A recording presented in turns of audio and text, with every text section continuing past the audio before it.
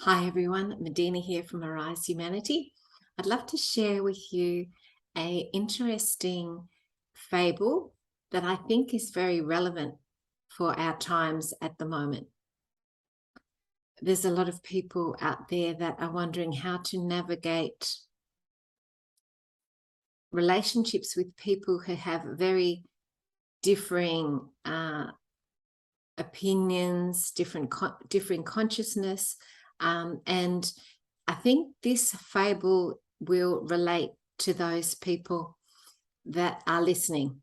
And there's many of them out there at the moment, including myself. So here it is. It's called Don't Argue with Donkeys. The donkey said to the tiger, "The grass is blue." The tiger replied, "No, the grass is green." The discussion heated up, and the two decided to submit him to arbitration. And for this they went before the lion, the king of the jungle. Already before reaching the forest clearing where the lion was sitting on his throne, the donkey began to shout, "His Highness, is it true that the grass is blue?" The lion replied, "True, the grass is blue." The donkey hurried and continued, "The tiger disagrees with me and contradicts and annoys me. Please punish him." The king then declared, "The tiger will be punished with 5 years of silence." The donkey jumped cheerfully and went on his way, content and repeating, "The grass is blue, the grass is blue, the grass is blue." The tiger accepted his punishment, but before he asked the lion, "Your Majesty, why have you punished me? After all, the grass is green."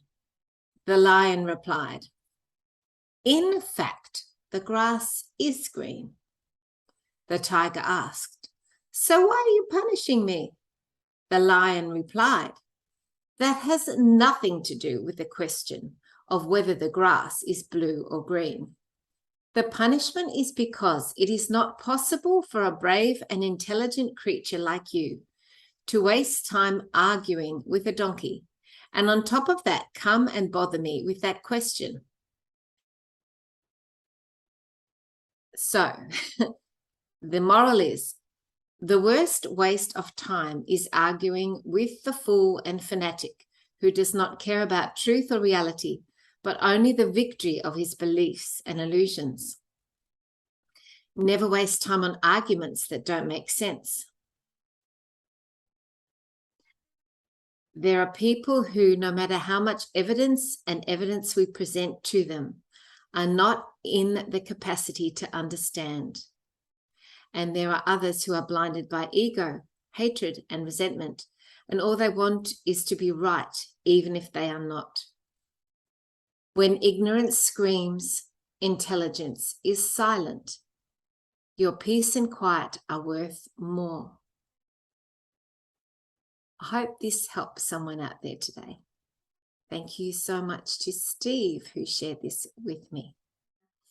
And I'd just like to share with you something that was a bit of a realization for me, which is obviously there's a lot of heaviness around at the moment because we're going through this huge earthly transition. All the darkness is being exposed. And, you know, we've been doing this for a while now. This whole pandemic thing's been ongoing for quite a while. People are getting tired, you know, they're getting exhausted. And I have been feeling quite invigorated lately. And I thought about, well, where does that come from? And there's a few components to it. One is that there are great cosmic upgrades happening with solar, you know, flares and the solar energy, which is upgrading us. The sun's getting brighter and brighter. You know, I've talked about that within Welsh and the holographic effects of the sun as it's getting us ready for integrating with a two-sun system. But also on top of that is the focus that I have at the moment is actually on how can I support the collective? How can I help and I'm not saying this to ring my own bell or say, oh, wow, you know, or anything like that. But what I'm doing is saying that the way I focus on what are the ways that I can contribute, what are the ways I can help, who are the people that need help, how can I help them at the moment? And when I put the focus on those things, I feel constructive, I feel productive, I feel like I'm doing something in my own small way that's making a difference. So I think it's really good to say clearly that one of the ways that we can navigate our way through this, what could be perceived as quite a turbulent, chaotic time, when there's one system that is deconstructing, ready to have another one put in its place. How I navigate that is to think, I wake up in the morning and I think, okay, who needs help? Where can I contribute? In what ways can I make a difference? And then when I go to bed at night, I think about the ways that I might have, with my energy, supported the transition of the earth in a positive way, in my own humble way. So I hope that helps someone, because that focus, where you actually take it off yourself and then you put it onto other people in the collective, is a huge, and you don't do it for that purpose, but it is actually a real mechanism by which you can navigate much more easily through this whole process. And to get that energy and the focus off yourself, or, you know, this is not going right in my life, this is not going right in my life, blah, blah, blah, and thinking, okay, where is there someone who is struggling through this process, and how can I step in and make a difference? So that, I think, is a really key thing to remember at the moment. And it stops that, you know, victim consciousness or anything like that as well. I also really liked the talk that this lady did. She's a very sort of like an elder energy, like a sage, where she talks about putting the focus off the old energy, about the 3D matrix and what's gone wrong, that sort of thing, and putting your focus and your energy on what we want to create. And that's, you know, why I am participating in this new documentary with a filmmaker called The New Golden Age, because I want to put my energy and focus also constructively in creating that new energy and the good things. So enjoy this talk by this lady, because I think it's amazing. And I would also really like to encourage people to go to my Odyssey channel or my BitChute channel to watch the FCBD code live that I did a couple of days ago. And we answered a lot of questions. FCB did a lot of decoding of the financial situation at the moment, because he's aware that a lot of people are concerned and you know, a bit worried about what's happening now that the debt ceiling has been reached in the US. So that is a really great live to listen to. His energy is very contagious and positive and dynamic. And Doug also is in that video, and he's lovely as well. And together we answer a lot of questions about what we perceive is happening at the minute. I've got a question here. Right. Can I do one? Go from sorry, Medina? From Leaf Thunderstorm, she asked me, thank you, Leaf, for asking me a question. After the EBS, do you think there will be an energetic shift?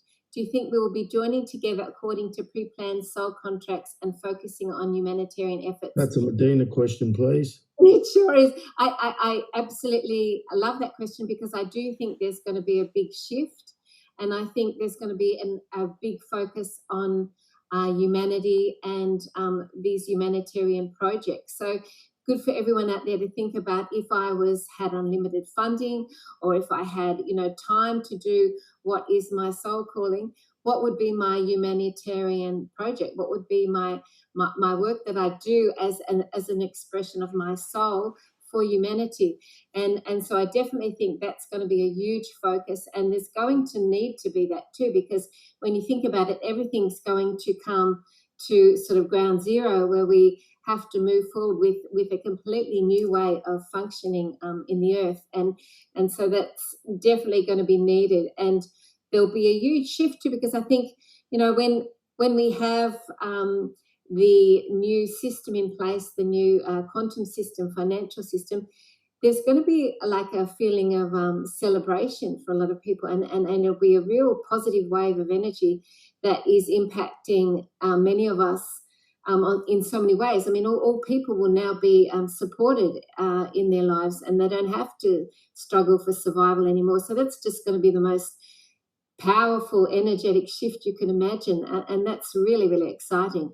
And also, I can feel some of the energy now with the cosmic upgrades that we've been receiving. You know, there's more and more light that we can work with, and that is also creating this big energetic shift too. So, you know, going out in the sun, connecting, getting your encodings from the sun that really upgrade our DNA, that's all really important as well at the moment.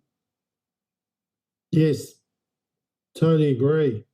Now, so if you want to watch these videos, please go to those links. I've also got an exciting new show happening soon with Tanya Powell, and I'm the host and she's co-host. And then we've also got the beautiful Tarot by Janine coming to launch this show on I think it's the 16th of June. I'll leave the details up here for you to see. And so we're very excited to connect with Janine again and to help sort of come together so that we can launch this wonderful new community, this show that is about bringing community together. It's about supporting one another, coming up with ideas and solutions that are based on spirituality, holistic health, you know, mental, spiritual, emotional, physical aspects, and answering people's questions about how we can support one another at this time, and give people really constructive ideas and resources and tools and healing techniques to be able to you know, get through this time with as little collateral damage as possible, if that's a thing. So